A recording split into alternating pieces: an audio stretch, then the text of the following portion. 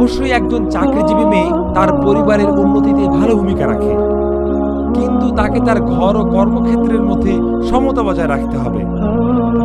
কিন্তু এটা একজন চাকরিজীবী মায়ের জন্য বেশ কষ্টসাধ্য এবং দুটো দায়িত্বের মধ্যে সমতা বিধান করা সহজ কাজ নয়।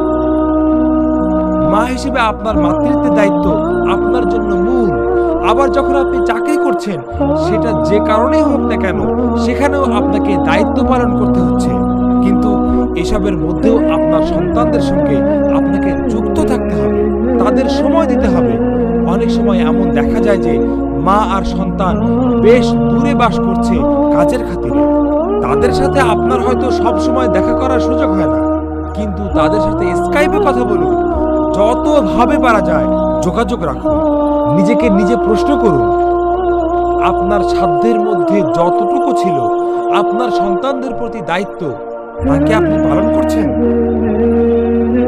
আপনি যখন বাইরে কাজ করছেন, তখন ঘরে হয়তো অন্য কেউ আপনার সন্তানকে দেখে রাখছে, কিন্তু ঘরে ফিরে আপনি আপনার মতো করে সন্তানকে সময় দিন। তাদের সাথে আপনার যে সম্পর্ক, তা যেন বজায় থাকে।